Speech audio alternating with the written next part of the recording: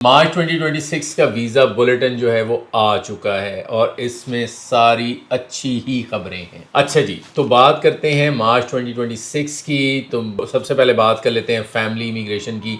Visa bulletin basically दो चीज़ों के बारे में बताता है। एक फैमिली इमिग्रेशन जो ग्रीन कार्ड जिसको कहते हैं, इमिग्रेंट वीज़ा के बारे में वीज़ा बुलेटिन होता है, और दूसरा ये एम्प्लॉयमेंट बेस्ड कैटेगरीज के बारे में बताता है। फिर ये डाइवर्सिटी वीज़ा के बारे में बताता है, बट उस चूंकि वो हमारे ऊपर अप्लाई नहीं होता इसलिए हम उसके बारे में बात भी नहीं करते हैं। अच्छा, अगर हम फैमिली वीज़ाज़ को देखें तो F1 अगर कैटेगरी की बात करें तो पाकिस्तान के लिए जो अप्लाई ऑलमोस्ट सारे कंट्रीज़ के लिए एक ही जैसा, एक्सेप्ट मैक्सिको और फिलीपींस। मैक्सिको 2007 की प्रायोरिटी डेट है और फिलीपींस जो है 2015 है, पाकिस्तान 2017 है। अगर F2A की बात करें तो 22 फरवरी 2026 विच मींस ऑलमोस्ट करंट ही है। ठीक है, अगर हम F2B की बात करें तो 15 मार्च 2027 है। अगर हम F3 की बात करें तो जुलाई 12 है, और अगर हम F4 की बात करें तो मार्च 2009 है।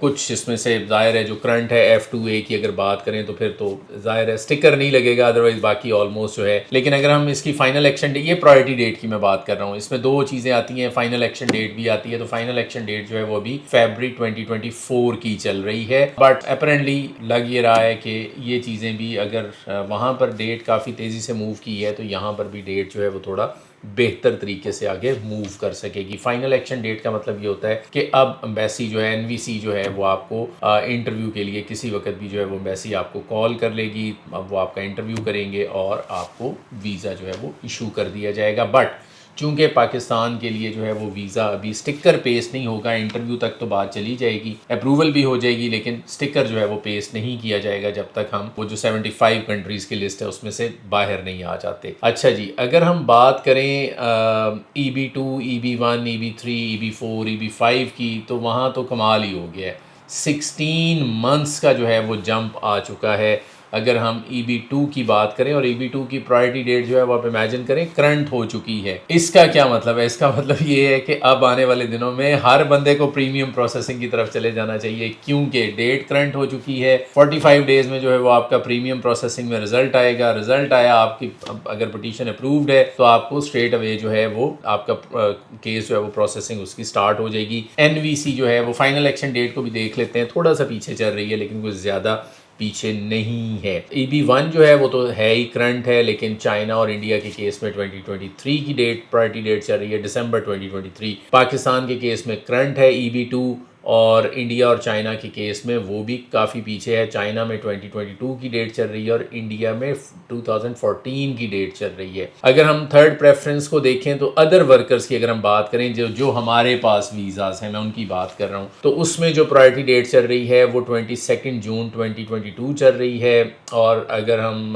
प्रायोरिटी 4 की बात करें तो जनवरी 2023 है। अगर हम रिलीजियस वर्कर्स की बात करें तो वो भी जनवरी 2023 है। और EB5 which is investment category, उसमें जो प्रायोरिटी डेट है वो करंट चल रही है। अगर हम फाइनल एक्शन डेट की बात कर लें तो फाइनल एक्शन डेट जो है उसमें EB1 जो है वो तो करंट है, इसलिए अगर आप EB1 में फॉल कर रहे हैं तो कॉन्ग्रेचुलेशंस, आपकी पिटीशन अगर रेडी है सबमिट करें, अप्रूव हो जाती है तो आपके लिए हर चीज़ ही करंट है, विच मीन्स आपको फ़ॉरेन वीज़ा भी ग्रांट हो सकता है, लेकिन स्टिकर नहीं लगेगा, फिर ज़हन में रखिएगा। EB2 की अगर हम बात करें तो वो 15 अक्टूबर 2024 है, बहुत ज़्यादा गैप नहीं है। कोई आप कह सकते हैं कि साल लग जाएगा, कि साल सवा साल फिर भी लगेगा कि एम्बेसी जो है वो आपको इंटरव्यू के लिए कॉल कर ले।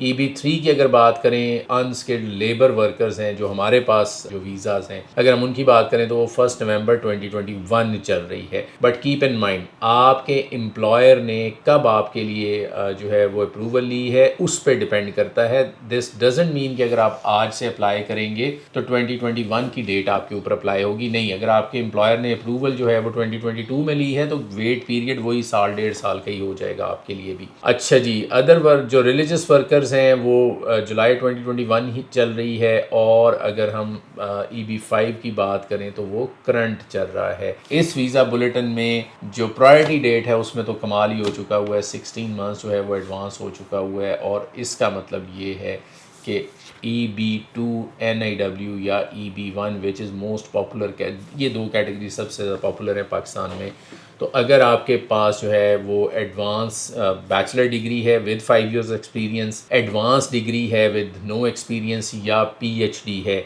या आप कोई एक डिस्टिंग्विश टैलेंट है, आप ये इस्टेब्लिश कर सकते हैं कि आपने कोई इंटरनेशनल लेवल पे जाके पाकिस्तान को रिप्रेजेंट किया है, इस तरह के जो लोग हैं वो EB1 में फॉल कर जाते हैं।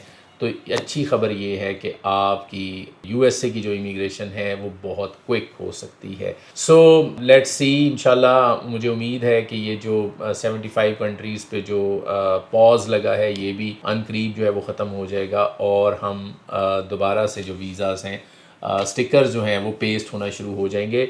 अगेन मैं बता रहा हूँ कि कीप इन माइंड कि सिर्फ स्टिकर्स जो हैं वो पेस्ट नहीं हो रहे, बाकी everything is going perfectly fine, interviews तक हो रहे हैं, हर चीज़ चल रही है, सिर्फ वो कुछ चीज़ों को बेहतर करके तो हमें दोबारा से ये रिज्यूम हो जाएगा और स्टिकर जो है वो लगना शुरू हो जाएंगे।